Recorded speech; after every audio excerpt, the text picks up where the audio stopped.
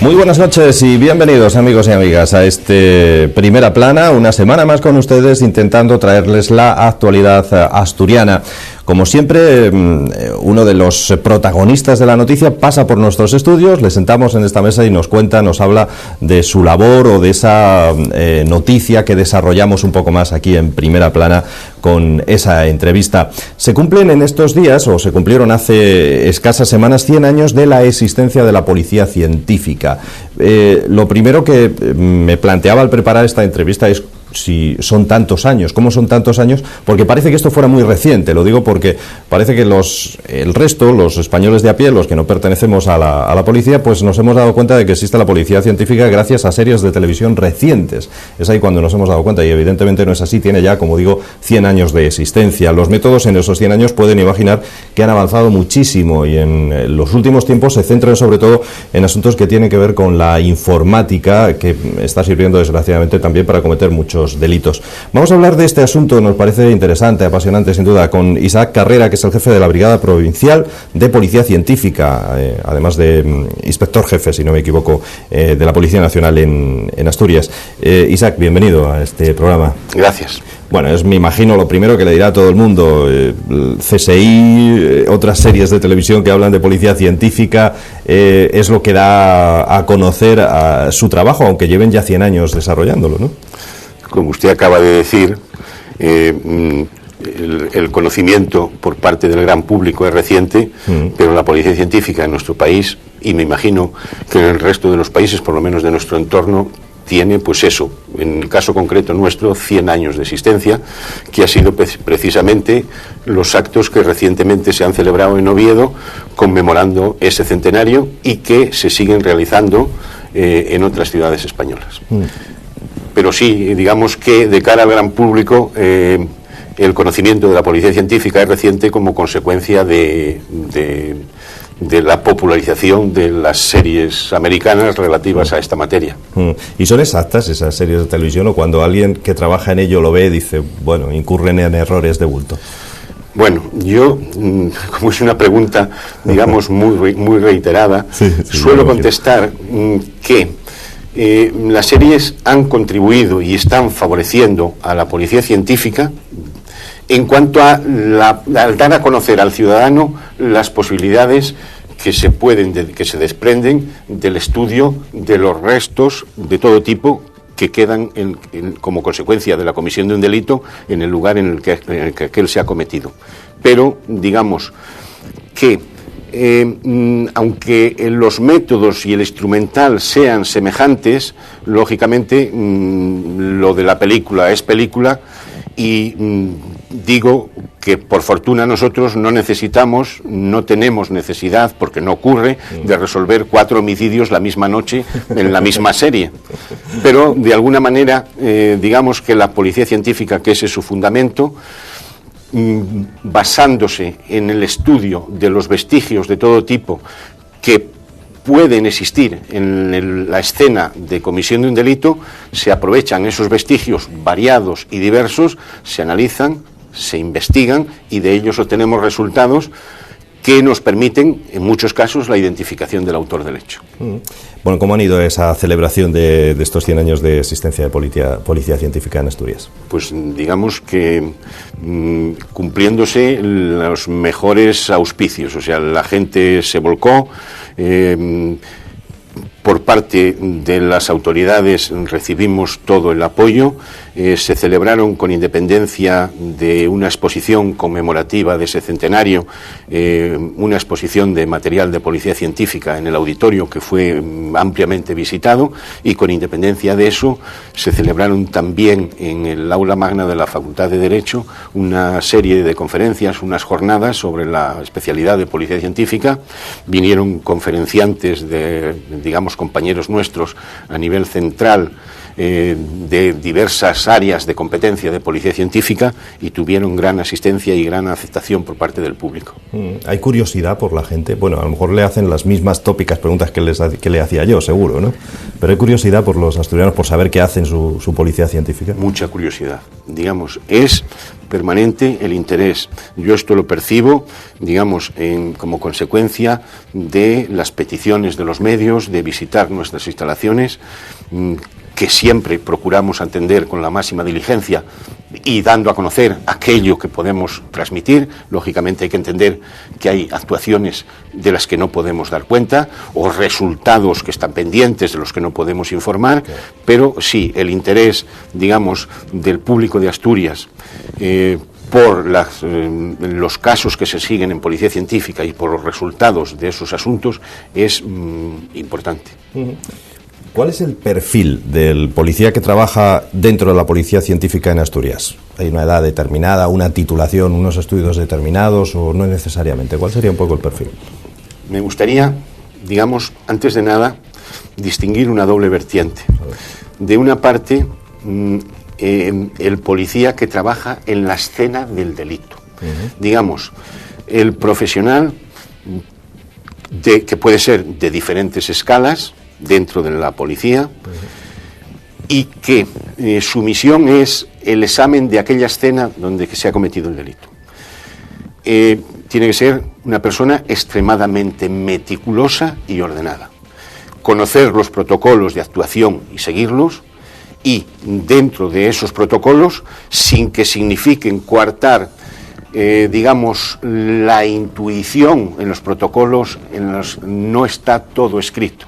Nadie podrá nunca anular, digamos, las posibilidades que la experiencia de un profesional ampliamente formado pueden ofrecer en el examen de esa escena del delito.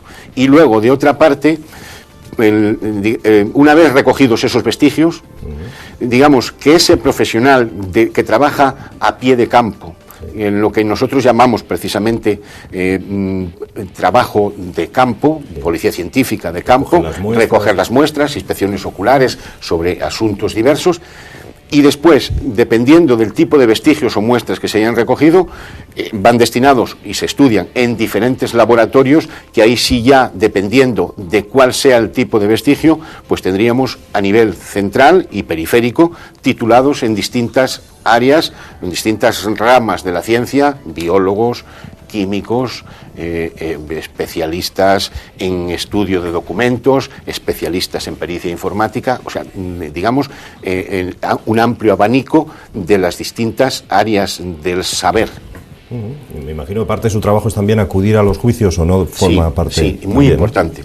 Digamos, en nuestro sistema judicial he sabido que todo se consolida en el acto del juicio. Nosotros lo normal es que demos cuenta a la autoridad judicial, una vez que se ha tenido conocimiento del delito, de aquellas actuaciones y vestigios que recogemos en la escena del delito. Nuestra función es la práctica de una inspección ocular técnico-policial meticulosa de aquella escena, precisamente para transmitir a la autoridad judicial que es evidente que no puede acudir al lugar, a la escena donde el delito se ha cometido. Por tanto, la primera función es transmitir a quien va destinada a la investigación, a un órgano judicial, aquella observación de la escena. Dependiendo de los vestigios que hayamos recogido, obtenemos diversos resultados. Esos resultados los plasmamos en informes de diverso tipo, grafoscópicos, de pericia informática, de documentoscopia, de análisis químicos, biológicos, y para corroborar toda esa actuación, lo normal es que siempre comparezcamos en las salas de justicia para ratificar o atender las preguntas que se nos formulen por parte de las acusaciones o de las defensas. ¿Siempre hay esos vestigios a los que se refiere? O dicho de otra forma, ¿existe el crimen o el delito perfecto? Lo fácil sería decir que no. Y digamos, y la respuesta acertada desde mi modesto punto de vista es que no existe el crimen perfecto. Se dice que no existe el crimen perfecto sin una investigación mal acometida. En ocasiones puede ser que por una inadecuada protección del entorno en los momentos iniciales. Pero claro, esa mala protección del entorno en los momentos iniciales, en ocasiones es debida a que es imposible proteger aquel entorno. Pensemos, por ejemplo, y esto no es la primera vez que ocurre, que en la escena de un delito, pensemos, por ejemplo, en un hecho violento contra las personas, un homicidio, la víctima, en los momentos iniciales, está viva o se piensa que puede estar viva y necesitar asistencia. En aquel momento, lógicamente, lo prioritario es atender a la víctima. Como consecuencia de esa atención, aquel escenario se modifica. No solo se mueve el cuerpo, sino que se crean itinerarios, digamos, falsos de pistas que van a alterar. De una manera, se altera el escenario y eso dificulta ampliamente la investigación posterior. Pero, digamos, yo creo que con matices habría que decir que el crimen perfecto no existe, porque son tantos y tan variados los vestigios de todo tipo. No, es que el autor se provee de guantes para no dejar huellas. Bueno, pero hay que proveerse de muchas cosas para no dejar otro tipo de vestigios de diversos y muy variados que pueden quedar sin que el autor del hecho se dé cuenta e incluso aunque trate de evitarlo. Porque si no, el escenario del crimen habla, si uno sabe escucharle. Eso es lo que solemos decir. A la escena del delito y a los vestigios que nosotros analizamos, normalmente ya es, digamos, un viejo aforismo de la criminalística, se les conoce como viejos, digamos, testigos que nunca mienten. Esos son los vestigios de la escena del delito. Si volvemos a referirnos a lo de las series de antes, como decíamos antes, series de televisión, allí parece que utilizan instrumental muy avanzado. ¿La Policía Científica Española está avanzada también en su material, en sus instrumentos que utiliza para todo esto? Al más alto nivel. Y, digamos, no se trata de ser modesto o dejar de serlo. Simplemente, y valga como ejemplo, hace 2 años, la fecha exacta no la puedo concretar en este momento, pero vamos, en torno a 2 años, en las dependencias policiales de Canillas se inauguró la actual nueva sede de la Comisaría General de Policía Científica. Con motivo de estos actos del centenario celebrados en Asturias, digamos, una de las personalidades que vino a Oviedo fue el Comisario General de Policía Científica. Allí habló precisamente de esto que yo voy a decir. La nueva sede, la sede actual de la Comisaría General de Policía Científica, es un edificio de más de 22.500 metros cuadrados que está considerada en este momento como la sede de Policía Científica más moderna de Europa. Y el instrumental, el vanguardista en todas las áreas de actividad. Ha hablado ya de asuntos como la documentoscopia, la dactiloscopia. A los que no entendemos demasiado esto, ¿qué nos puede decir qué es? Bueno, documentoscopia en un sentido amplio es el estudio con fines de investigación de todo tipo de documentos. Tanto el estudio del soporte material del documento, el propio soporte, como, si hay escritura, el estudio de esa escritura. Normalmente, en todas las áreas de actividad de policía científica, trabajamos con unos conceptos que, aunque sea de manera breve, conviene aclarar. Elementos dubitados, elementos indubitados. Y el trabajo suele ser un trabajo de comparación, de cotejo de datos. El trabajo del estudio de documentos consiste en comparar un documento auténtico con el documento problema que se cuestiona, para ver si es auténtico o está alterado. Y así en todas las áreas de saber. Dactiloscopia, que me preguntaba también por ello, pues es el estudio de las crestas papilares o de las impresiones que producen las crestas papilares de las yemas de los dedos para la identificación de las personas. La dactiloscopia en la policía en general y en policía científica se utiliza en una doble vertiente. Primero, en cuanto a la identificación personal de todo detenido. O sea, nosotros, toda persona que es detenida se le reseña dactilarmente. De manera que desde la primera reseña dactiloscópica que tengamos de una persona, en detenciones sucesivas, manifieste el nombre que manifieste y aunque lo oculte o falsee, siempre estamos en condiciones de saber qué persona física es, porque tenemos un dato suyo, permanente y exclusivo de aquella persona que nos permite relacionar unos datos de filiación con un dato antropológico de aquella persona permanente y exclusivo. con independencia de eso, en cuanto a identificación personal, precisamente ese mismo banco de datos de personas reseñadas lo utilizamos también para identificación de huellas latentes que puedan existir en la escena de un delito, comparándolas con aquellos que constan en el banco de datos de personas reseñadas. Por cierto que cuando algo va mal hay que decirlo, pero cuando va bien, y yo creo que él es Vox Populi, es reconocido por la sociedad, la policía trabaja en el 99% de los casos muy bien y están a la cabeza en resultados. Por ejemplo, hablaba de la dactiloscopia, están a la cabeza en resultados, ¿no? Sí, digamos, los distintos marcadores estadísticos que recogen los datos de actividad mensual y que después a final de año se consolidan, en esos indicadores toda la Policía Científica de Asturias, conviene aclarar que en cada plantilla en la que hay implantada una comisaría de policía, aunque sea mínimamente, hay policía científica, incluso en la comisaría más pequeña, como puede ser Luarca, pues el conjunto de todas las unidades de policía científica, los resultados en cuanto a identificación de huellas recogidas con ocasión de delitos, Asturias está a la cabeza digamos, de las mejores unidades de policía científica del país. Y de manera muy concreta, las brigadas de Gijón y Oviedo, Oviedo-Gijón. Bueno, algún caso que ya esté resuelto para no interferir en investigaciones, pero recuerda, por su dificultad en la resolución, algún caso ya que esté resuelto porque les llevara mucho más tiempo, en fin, mucho más esfuerzo. Más que por la importancia, y como además estamos haciendo referencia a ese centenario, aunque no sea algo reciente, pero yo con motivo de una conferencia que di en esas jornadas, el gran público no lo sabe, pero el robo de la Cámara Santa de la Catedral de Oviedo, aquello que tanto afectó de manera muy directa a lo más hondo del sentimiento de los asturianos, se resolvió mediante la identificación de huellas dactilares. A los pocos años, si la gente lo recuerda, menos importante pero también de gran relevancia, un robo en el Museo Arqueológico, que se llevaron cantidad de monedas de muchísimo valor histórico. El mismo día de ocurrir el hecho, se resolvió mediante la identificación de huellas de uno de los autores.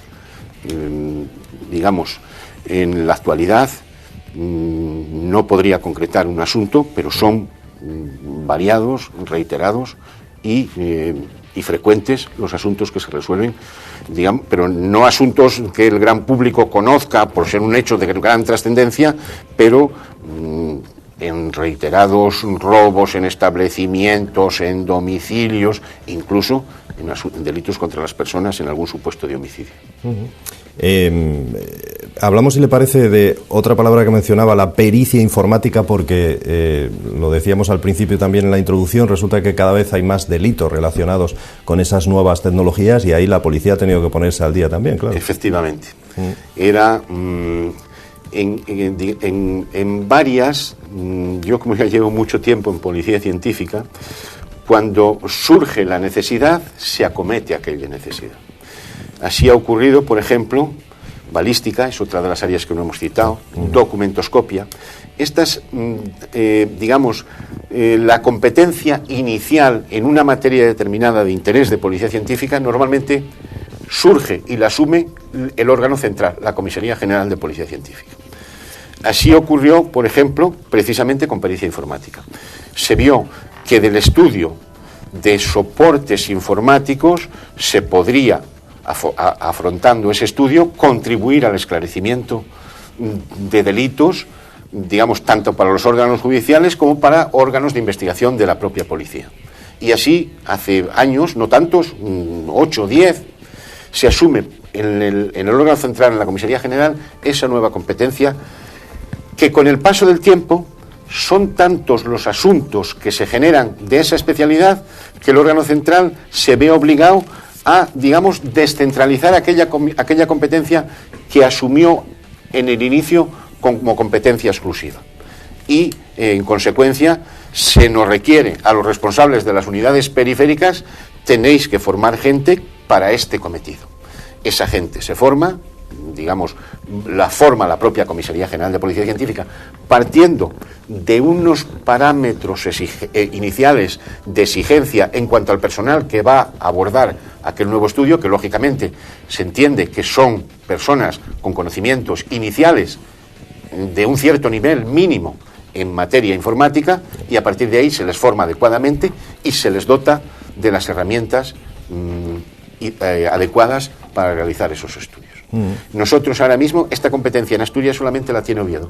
Digamos, todos los estudios de pericia informática que en el ámbito judicial y policial se requieren dentro del campo de la policía. La Guardia Civil, sinceramente, en esta materia no sé si tiene competencias asumidas, pero nosotros, digamos, un asunto que requiera el estudio de un ordenador derivado de una investigación de Gijón, de Mieres, de Avilés, de Langreo, de Siero, de Luarca, lo realiza exclusivamente Oviedo.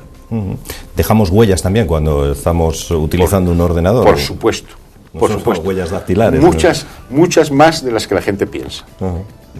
Bueno, sí es verdad que han venido en su ayuda técnicas de última generación, ¿no?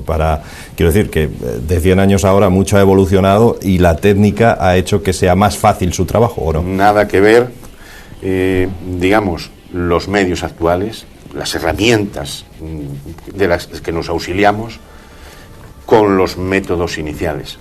Basta simplemente comparar, y sería de lo más fácil, un simple maletín de inspecciones oculares nuestro de los tiempos iniciales.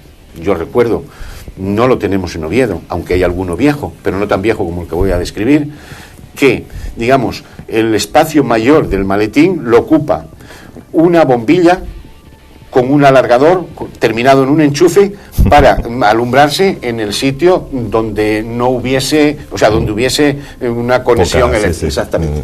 Nada que ver con las luces forenses actuales tan vanguardistas como las que pueden aparecer en cualquier serie de las populares. Que hemos citado, ¿no? Sí. En muchas ocasiones su gabinete de prensa nos envía notas y me llama la atención que la gente de a pie intente en estos tiempos de crisis, pues porque perdió la cartera o porque se gastó el dinero en un bar de copas o en otros sitios incluso, que intenta engañar al seguro o a no sé quién cuando parece evidente que eso se va a descubrir de inmediato, ¿no? Pero proliferan los casos, por lo menos nos llega información sobre que es habitual últimamente, ¿no? Bueno, yo no sabría decir eso en datos estadísticos a analizar por nuestro gabinete de prensa, si hay una mayor o menor proliferación de denuncias falsas, pero la denuncia falsa siempre ha existido. O sea, digamos, el cometido primero de policía científica al realizar el examen de la escena de un delito es el primero de todos el comprobar que aquel delito se ha cometido. Claro. Pues, pero que se ha cometido realmente. Claro. Y en esto sí que no descubro nada si digo que tenemos amplísima experiencia porque estamos realizando inspecciones todos los días, claro. Y quien simula el forzamiento de una puerta y no está acostumbrado a hacerlo, pues lógicamente es fácil deducir que aquello es una simulación y que no es un forzamiento real. ¿Es cierto que la mayoría de los casos se resuelven en las primeras horas o no es un tópico? La mayoría de los casos se resuelven en las primeras horas. Y importantísimo el que la investigación, sobre todo la recogida de esos vestigios, que muchas veces son vestigios muy sutiles, fácilmente destruibles, se aborde en los momentos iniciales. Nosotros en esto transmitimos siempre a la opinión pública que para que y sobre todo a nuestro personal de calle, al policía de patrulla, que no necesitamos una denuncia escrita para que Policía Científica acuda al lugar y realice una inspección ocular.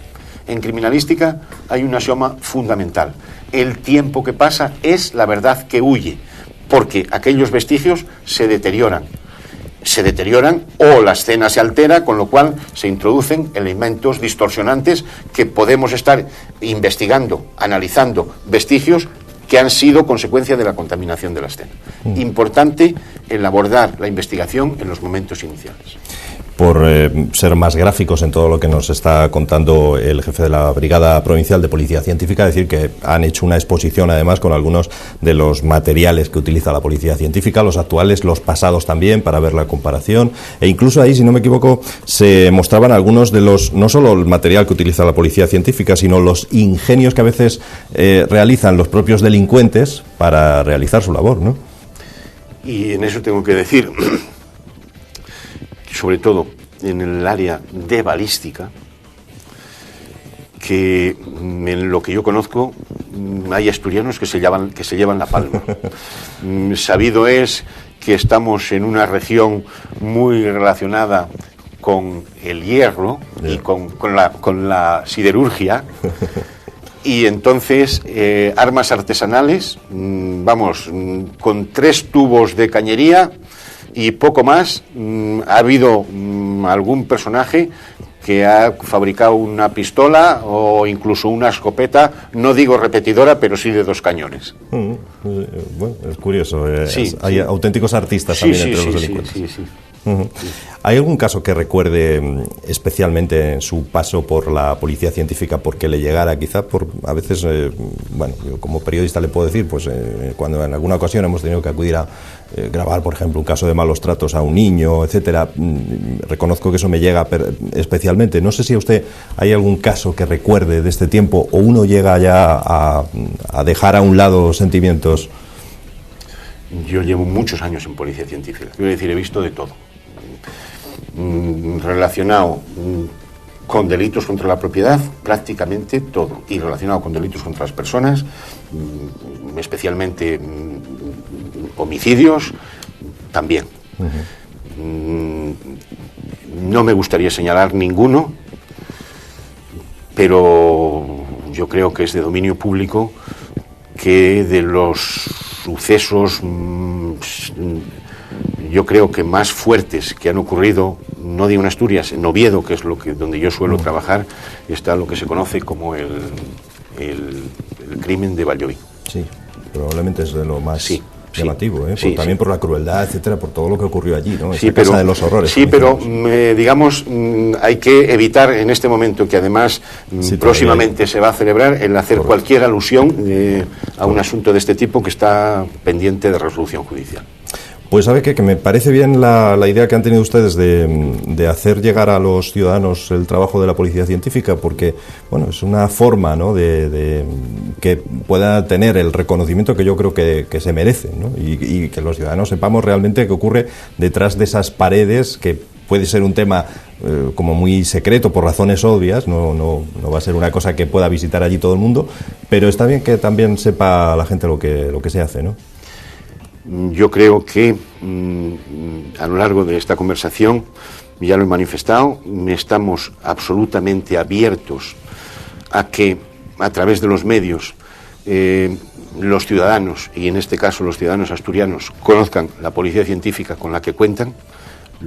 Lógicamente, ellos y nosotros tenemos que saber todos cuál es el límite y, en determinados casos, dónde informaciones concretas, asuntos que no pueden ser analizados, no se pueden, no digo mencionar, pero profundizar. Pero el dar a conocer la metodología de los trabajos, cuál es nuestra actividad, estamos en permanente disposición.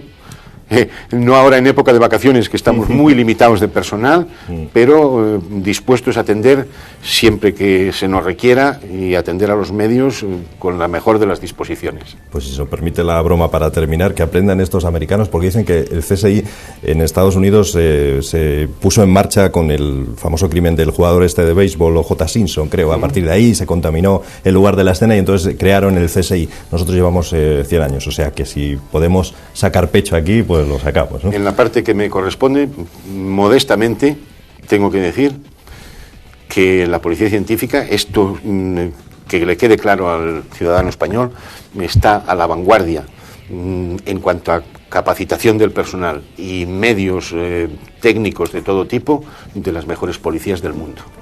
Isaac Carrera, el jefe de la Brigada Provincial de Policía Científica, muchas gracias por estar con nosotros en esta entrevista hoy. Gracias. Y a ustedes, señoras y señores, decirles que si tienen paciencia, en unos minutos vamos a seguir con nuestro Primera Plana. Hacemos una mínima pausa y volvemos con otros temas de interés en este día.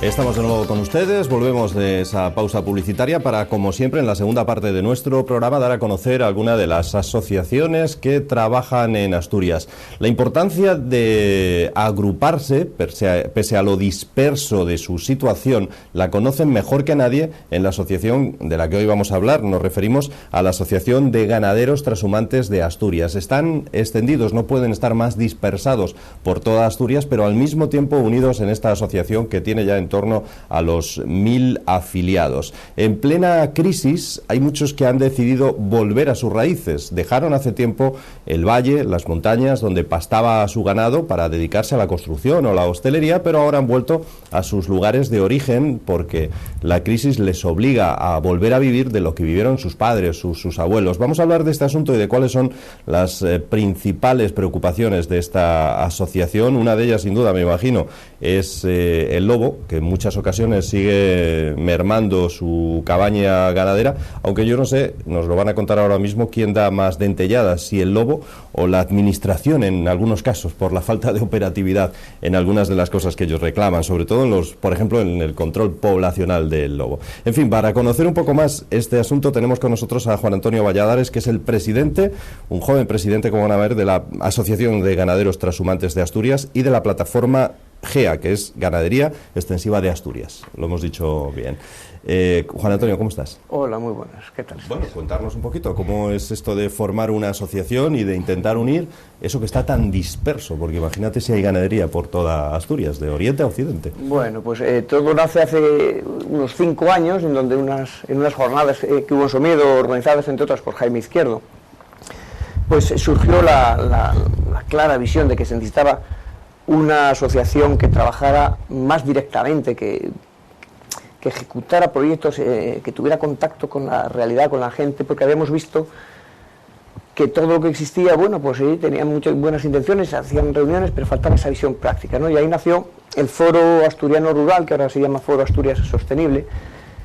Yo estuve desde el principio en este foro y como ganadero la primera necesidad que vimos clara era la de crear una asociación exclusivamente en favor de la ganadería extensiva, ¿no? Que tiene una trascendencia a todos los niveles, a nivel regional, por todos los valores que tiene, económicos, sociales, demográficos, culturales, etcétera, y que a la vez estaba, pues se puede decir que nulamente representado por las asociaciones o sindicatos, etcétera, que con frecuencia desde el FAS les trasladábamos sus necesidades y no veíamos que nadie jugara este papel tan necesario. Entonces promovimos enseguida esta asociación, así nació la Asociación de Ganaderos Trashumantes de Asturias, que también tuvo inmediatamente el problema del crecimiento, ¿no? Debido a esta dispersión que mencionabas, pues efectivamente era muy difícil aglutinar algo, por muy importante que sea, ¿no? Casi vital en los momentos actuales, crear una asociación donde realmente por fin haya un diálogo entre el colectivo y la sociedad y la administración, pues es muy difícil. Y paradójicamente, porque como colectivo profesional estamos acostumbrados a la colaboración espontánea a todos los niveles, a hacer todo juntos. Sin embargo, a la hora de articular una asociación en donde ya con los parámetros pues, burocráticos o modernos, eso ya cuesta mucho más. Entonces el crecimiento era tan lento que decidimos aprovechar la existencia de otras pequeñas organizaciones, porque lo que sí ha habido es un desarrollo puntual de algunas organizaciones en distintas zonas de Asturias, por problemas también puntuales que hubo en cada momento, muchos relacionados con el lobo. Entonces lo que aglutinamos es en una plataforma, que es la plataforma GEA, que es la que tiene los 1000 afiliados como tal plataforma, y que reúne de momento a 7 asociaciones y hay alguna otra que está en el camino de incorporarse. Y bueno, este ha sido un poco el trabajo del crecimiento en torno siempre pues, a demostrar que realmente se trabaja, que realmente esto es útil. Después pues, te puedo comentar cómo ha ido haciéndose cada vez más real, ¿no?, la aportación a la ganadería de nuestro colectivo, ¿no?, porque al principio fueron unos 2 años muy duros de tener que aguantar pues la displicencia de la administración, que jamás atendió a nuestras demandas hasta que hubo un cambio en la consejería y por fin abrieron las puertas, y también a raíz de adquirir mucha más fuerza con esa unión. Bueno, hubo 2 años aciagos y luego ya por fin se empezó a avanzar, y ahora, bueno, pues tenemos muchas líneas de trabajo muy importantes, algunas ya a nivel europeo. Estamos con un SIT en el Consejo, en la Comisión Europea de la Carne, por ejemplo, batallando para que las normas tan absurdas, porque una de las cosas que quería puntualizar de tu presentación es que el mayor lobo efectivamente tiene 2 patas, ¿eh? Ahora mismo abiertamente digo que la normativa asfixiante es un lobo mayor que el de 4 patas, ¿eh? Lo tenemos muy claro muchos, y de hecho mucha gente dice, vale, no nos ayuden, pero no nos molesten. Hasta ese punto llega el malestar, ¿no? Ya que no ayudan, por lo menos que no estorben. Sí, yo no digo que no haya ideas o que no haya voluntades, yo respeto a los individuos muchísimo, pero la máquina funciona regular, tirando a mano con el colectivo.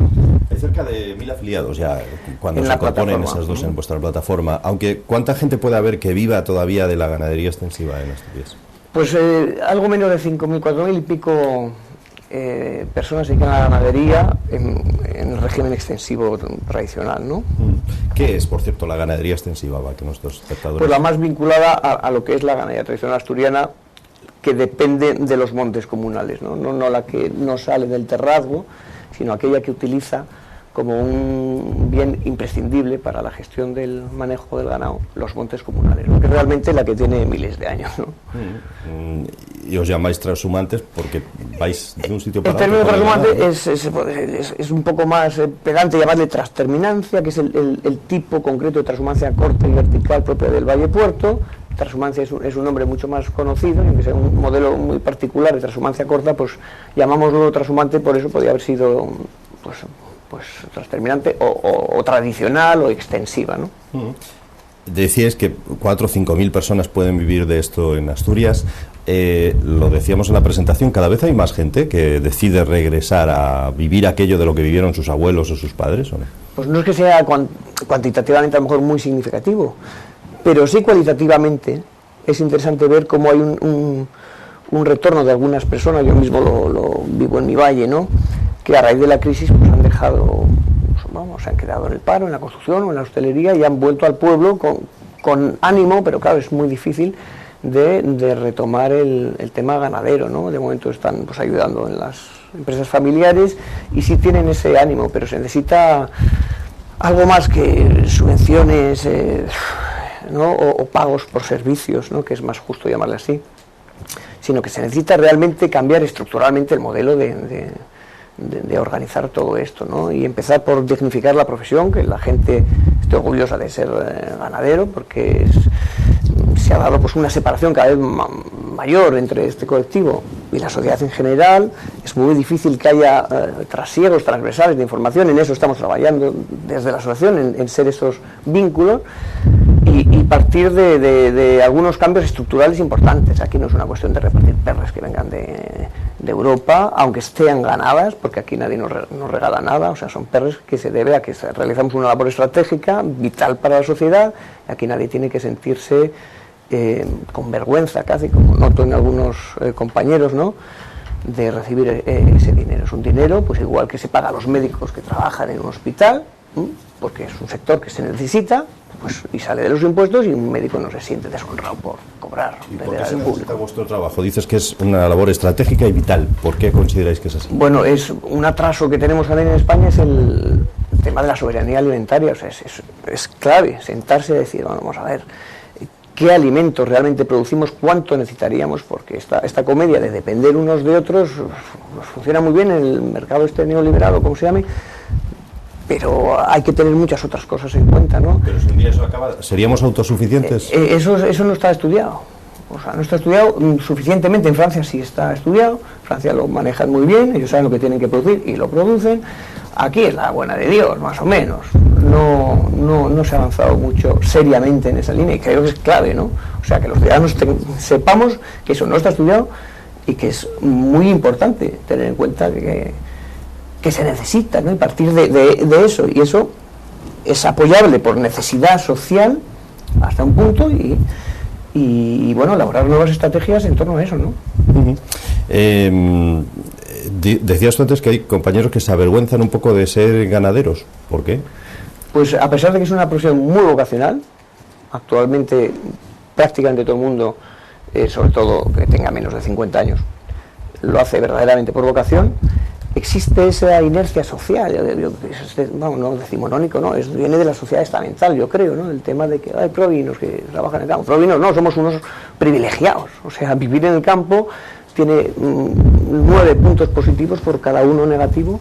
Los negativos se han ido diluyendo con el tiempo, con las comunicaciones, tal. Yo llego a un hospital pues casi a la vez que si pilla uno un atasco que en una ciudad. ¿Tú tienes un hospital, por ejemplo, en tu caso? Pues lo tengo 40 kilómetros, pero que al final si pillas un atasco en una ciudad tardes más, ¿no? O sea que bueno, hora, lo mismo que a lo mejor uno que pilla un atasco. Que además, bueno, que tampoco es que mi obsesión es por poner un ejemplo, ¿no? De esos presuntos inconvenientes.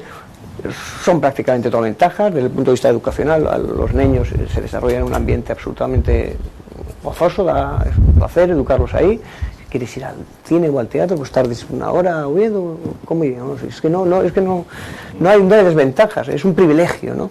Entonces realmente es una inercia social estúpida, que incluso en mucha gente que finge que no existe, en el fondo de su espíritu tiene un poquitín ese prejuicio, ¿no? Pues eso es anacrónico, es ridículo. Yo estoy encantado de ser ganadero, encantado de vivir en el campo, me considero un privilegiado, y además es que funcionamos vocacionalmente, que muy poca gente lo puede decir en otros ámbitos, en fin, que es como para estar orgulloso. Juan Antonio, ¿se puede vivir de la ganadería hoy en día? Bueno, regular se puede, pero se podría reestructurando muchas cosas, pero sí se podría potencialmente, basándonos en ese valor objetivo que tiene y renovando un poco estrategias, por ejemplo, de mercado. Nosotros tenemos uno de nuestros principales proyectos, 2 líneas de trabajo son las más importantes, ¿no? Por un lado, todo ese trabajo normativo porque tenemos 3 problemas, aparte del lobo, que son la administración europea, la administración estatal y la administración regional, son 3 problemas.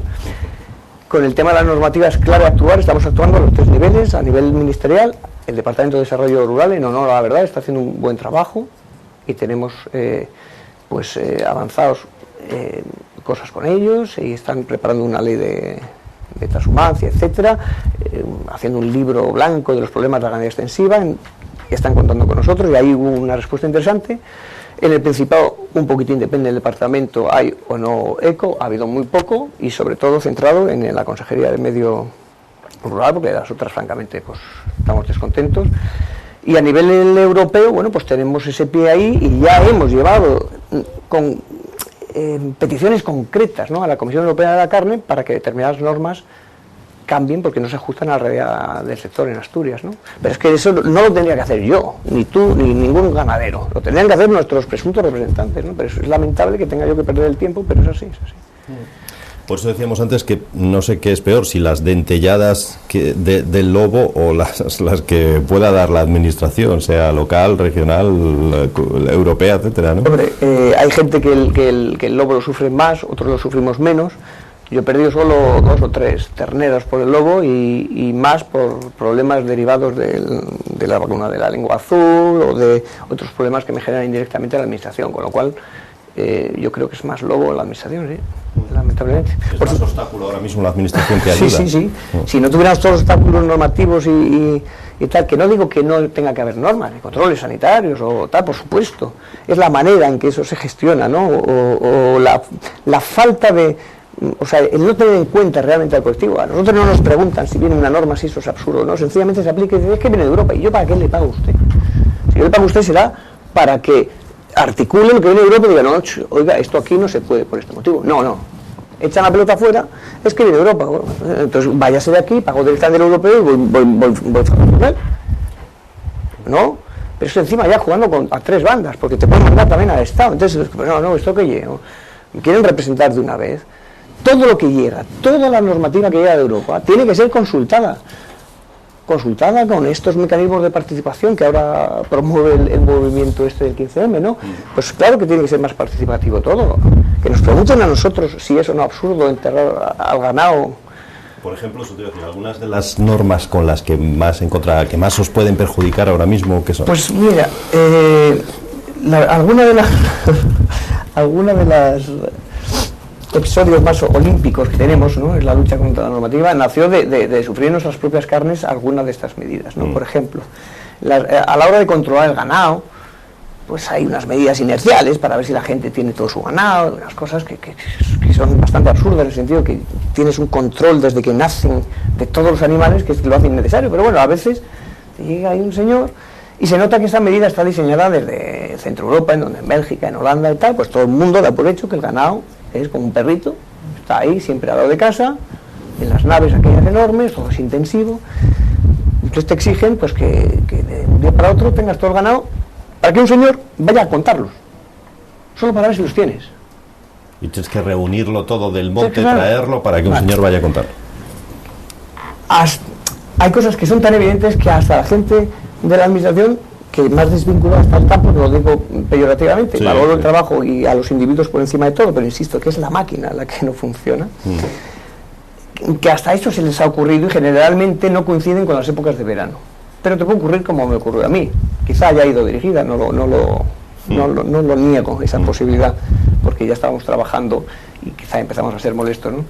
Pero que tengan un apoyo y una normativa para poder ir en medio del verano a exigirte que en 23 horas tengas el ganado reunido para que las vayan a contar, Dios mío, y luego tú otra vez para arriba. Pero bueno, eso es un insulto a la inteligencia, es una falta de todo, porque están trabajando para nosotros, yo les pago a ellos, no ellos a mí, yo les pago a ellos para que trabajen por nosotros, yo y usted y todo el mundo, ¿no? Entonces, ¿esto cómo es? Tú vienes con una medida absurda y pues no lo voy a decir, y no lo voy a decir porque es imposible, no por chulo. Pues es que todo el mundo lo hace, dice, todo el mundo lo hace porque gracias a Dios en este colectivo nos ayudamos. Y si yo molesto a 4 o 5 vecinos, podría hacerlo, pero es que yo no creo que porque la administración organice muy mal, pésimamente, un aspecto y que afecta tanto al manejo del ganado, yo tenga que quitarle 4 jornadas de mis vecinos solo porque ellos sean capaces de hacerlo. No, organícenlo ustedes bien, yo no les voy a sacarles castañas del fuego. Tuvimos un proceso largo, lo perdimos porque realmente la norma es así de absurda y eso nos hizo ver que hay que ir a por la norma.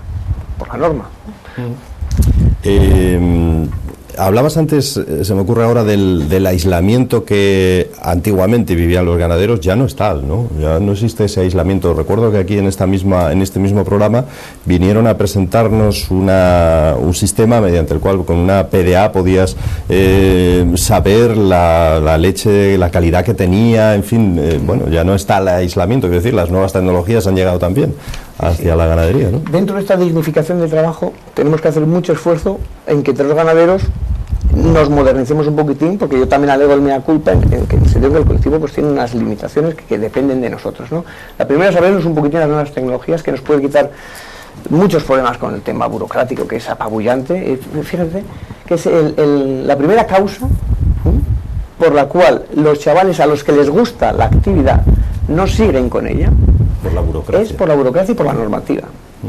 O sea, ¿cómo se pueden organizar las cosas tan mal, Dios mío? O sea, es que eso no puede ser nunca un problema. Todo lo contrario, ¿no? Todo lo contrario. En fin, ¿esas nuevas tecnologías os ayudan un poco en la burocracia o no? Potencialmente sí, ahora mismo ya hay. De hecho, en ese sentido, yo digo lo bueno que es bueno y lo malo que es malo. No voy en contra de nadie, yo soy un observador que tengo mi objetividad. Ahí el Principado es uno de los pioneros en desarrollar sistemas informáticos, creo que a nivel nacional están muy arriba, pero claro, le falta, no solo hay que hacerlo fácil entre comillas, hay que hacer que eso llegue de verdad, ¿no? Es como el tema de la producción ecológica, no basta con decir, claro, es que aquí hay que fomentar la calidad y la venta directa, y entonces le pones una norma y obligas a la gente que se meta en ecológico a comercializar. Digo, sáquele usted las castañas del fuego, organice la manera en que eso puede hacerse real. No lo ponga solo como una obligación y así ya. Es que lo fácil es muy fácil de hacerlo, hay que hacerlo difícil. Esos cambios estructurales, que por cierto son otro de los pilares de nuestro trabajo que no mencioné, que es la venta directa, ¿no? Estamos desarrollando que es un proyecto del FAS, del Foro Asturias Sostenible, pero por el vínculo que tenemos con ellos, estamos trabajando codo con codo, en articular mecanismos de venta directa, ¿no? Ya está funcionando y para eso es clave que la persona que tenga una mínima sensibilidad y que se dé cuenta que es que esto hay que reorganizarlo de alguna manera y que crea que un hombre debe vivir por su trabajo y que además crea que eso es posible, porque es que es posible, con la gente que ya estamos funcionando, el descuento sale.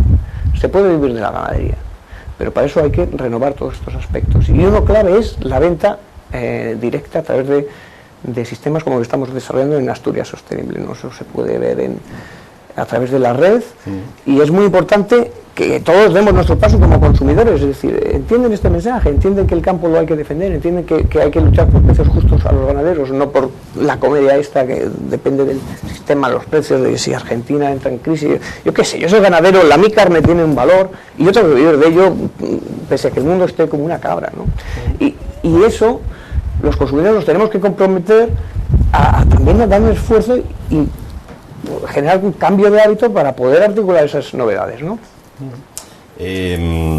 Hablábamos antes del problema del lobo. Quizá decías tú, en tu caso no te genera tantos problemas, pero hay otros ganaderos muy hartos ya de este asunto, y volvemos a lo mismo, no solo porque el lobo es un animal que siempre convivió con la ganadería, pero casi más hartos de cómo trata ese problema la administración que del propio lobo, ¿no? Yo no me represento a mí mismo, yo represento a un colectivo en donde el lobo es un problema muy obvio, muy evidente y muy grande, ¿no? Y también tenemos dentro de la asociación gente que estamos preparando siempre recursos, pero aparte del daño objetivo que hace el lobo, claramente vivimos en una sociedad en donde ya no se puede pedir el exterminio de ninguna especie, y eso es un discurso que ha desaparecido en la mayoría de las alegaciones que hacemos los ganaderos. Es cierto que en la mayoría de las montañas asturianas se ha convivido siempre, sí, es cierto. También es cierto que la gestión del ganado era de otra manera. Se pasaba el tiempo en el monte, tenías menos ganado, te daba tiempo a recogerlo, tenías unos perros, una serie de historias, funcionaba de otra manera. Ahora, los condicionantes económicos, no nuestra decisión, nos ha obligado a funcionar de otra manera, a tener más ganado, a tener más terrenos, tener que dedicarse más en verano a las siegas propias, etcétera. Y ese cambio de gestión pues ha aumentado el número de daños. Entonces, luego sí, dónde, cuántos, cómo, etcétera, es importante, pero sobre todo, la comedia en esto, y lo que sí depende de la administración, es que lo que no se puede, es que después un ganadero tiene unos daños y tienes que tragar con, primero, subir y bajar 10 veces para demostrar que eso está muerto, que no sé qué, y que luego llegue alguien y te diga que no, que esa dentellada es de un cánido indeterminado. Mira, oiga, déjese de historias. Esa red, si la sociedad quiere yobos, que la pague quien sea, y primero se paga y luego se busca si es un cánido tipo A o tipo B, para que la responsabilidad sea del Principado si es un lobo, o del ayuntamiento si es un cánido, si es un perro. A mí eso es que me importa poco. Bueno, es que es tan farragoso todo el aparato burocrático. Primero hay que determinar de si son perros los que me mataron esa res o fueron claro, y depende de eso paga uno u otro, ¿no? Claro, bueno, paga o no paga. Y luego depende de la buena voluntad y del sentido común y de la sensibilidad que tengan los guardas. O sea, hay zonas de Asturias donde no existen daños de lobos oficiales porque el señor que vigila eso tiene patente de coso para decir cuándo es lobo, cuándo no, y nunca lo reconoce. No sé qué favor cree que hace al lobo o a quién con esa actitud, pero hay una zona que estamos también trabajando porque haya maneras de amortiguar la capacidad de gestión que tienen a veces algunos guardas que son poco sensibles con el tema. No puedes depender ni de la sensibilidad particular del guarda. Mira, tú tienes que recibir un pago justo por lo que pierdes, ya que la sociedad quiere que tú pierdas eso, y por supuesto pagar todo. O sea, a mí me han matado 4 bellas a dentelladas, pero es que otras se han despeñado por las garmas de por ahí. Esas, esas se han despeñado. No, oiga, aquí ha venido un lobo, me las ha espantado y se han caído 14, y esas 14 las tienes que pagar, y además lo tienen que pagar en 15 días, y después que estudien lo que sea. ¿Quién paga o quién no paga? Eso no ocurre, hombre, no, por Dios. Si tengo el último caso caliente de un socio de Cangas de Narcea, que lo hemos recurrido y joder, dentellada sin calificar, pero bueno, está ahí la vaca, que si la encuentras 4 días tarde, tú con tanto ganado por el monte, muchas veces es que no puedes tener la capacidad de en 2 días, cuando está fresca entellada y la pata es identificable, y déjate de historias, pagar por delante, perseguir a muerte el fraude, porque ahí ningún ganadero se quejará nunca de que alguien, no lo denunciaremos, pero nunca nos quejaremos. Imagínate que claro, se da carta libre y bueno, puede haber quien claro, se aproveche. Claro, al que haga trampas, que para eso tiene que estar la ley, para que haga trampas, pero no para mí o para ti, que no estamos haciendo trampas y estamos. Yo cuando perdí los 3 hiatos ni siquiera me molesté en mover todo el aparato burocrático, porque a mí me da especial pereza todas esas historias, y digo, es que si yo pondero mi tiempo, a lo mejor me gasto más. Para que tendemos a no valorar nuestro tiempo económicamente, y gracias a Dios, por otro lado, pero bueno, porque el Time is Money arrastra demasiados problemas. Yo prefiero que siga siendo así, pero ellos sí lo ponderan. Si yo me pongo a ver el tiempo que gasto en subir y bajar, en hacer papeles y tal para el Xiato, resulta que vale más que el Xiato. Eso no puede ser así. Ahí tiene que haber un mecanismo muy dinámico, muy automático, muy justo, y perseguir el fraude a muerte. Y si se pagaran de verdad los daños, ya se verían dónde y cuántos lobos caben y de qué manera. Si no fuera por este tipo de ganadería, sobre todo las salas asturianas estarían ahora mismo deshabitadas, serían todo pasto, todo monte, ¿no? Bueno, lo que sueñan algunos ecologistas que no están, que no son muy conocedores de la realidad de los ecosistemas nuestros, es imaginarse esto como una selva. Sí, en 100 años o en 200, si nos vamos los seres humanos, esto sería como todo munillos. Es muy guapo, ¿eh? Sí, también es una opción, pero no es Asturias. Asturias lleva miles de años, o sea, esta la ganadería tradicional está documentada ya en los dibujitos estos de la edad del bronce, ¿no? El pastoreo. Bien, digamos, miles de años, generando un ecosistema mixto. Las propias especies se han ido articulando en torno a una actividad ganadera pastoril. Y ese es el valor de esta tierra, a ver si lo entendemos de una vez. Esos ecosistemas mixtos son el valor de esta tierra, porque además no tienen solo un valor natural, porque está estudiado que la biodiversidad es mayor en un hábitat silvopastoril que si no hubiera pastoreo, porque se generan nuevos ambientes y nuevos ecosistemas, etcétera. Y eso ha dependido de una manera de gestionar el territorio que choca con lo que se percibe desde la sociedad no ganadera, pero que se choca con muchos prejuicios, ¿no? Como el tema del manejo de fuego. El manejo de fuego como herramienta, en donde con pequeñas hoguerinas de cada mato se conseguía tener el monte limpio, pues es que lleva miles de años funcionando. O sea, los que piensan que es una catástrofe, pues es una catástrofe que lleva sostenida miles de años, mientras que lo que no parece sostenible es lo que están implementando ahora. Entonces, la matorralización del paisaje, que desvirtúa el propio paisaje, también afecta negativamente a la biodiversidad, por supuesto a la producción ganadera. Eso es nefasto, ¿no? Y eso genera además incendios de los malos, porque insisto, cuando había mucha presencia ganadera y se incidía sobre el matorral en concreto, no había grandes incendios. Aparte, como era legal, pues la gente estaba pendiente de que no quemaran el bosque, etcétera, ¿no? Pero nosotros no queremos quemar ningún bosque, queremos mantener el equilibrio silvopastoril de toda la vida.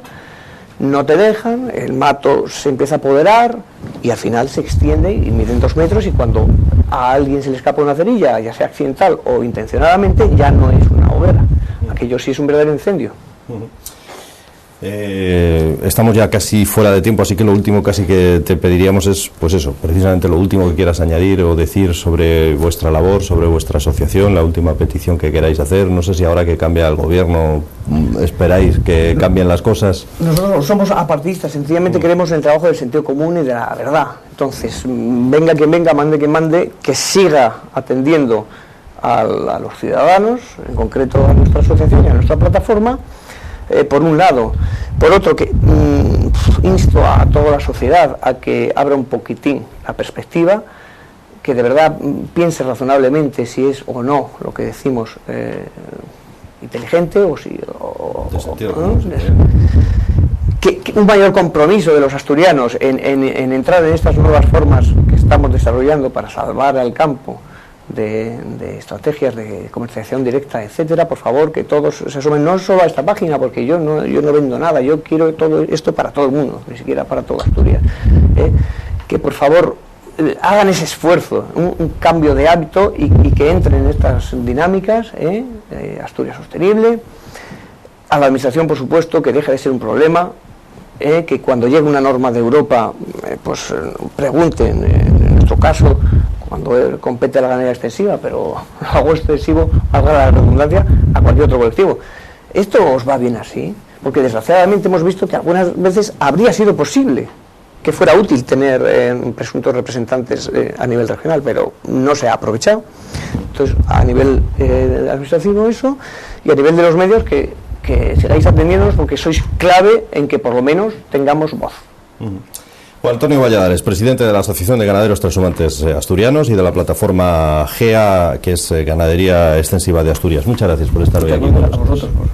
Y a ustedes, señoras y señores, también muchas gracias por estar siguiéndonos una semana más en este Primera Plana. Volvemos la semana que viene con nuevos temas, ya saben, en la primera parte con entrevistas relacionadas directamente con la actualidad asturiana y en la segunda conociendo, como hoy hemos hecho, alguna asociación, ONG, fundación, en fin, gente que trabaja por sus intereses y por Asturias. Gracias, buenas noches y hasta la semana que viene.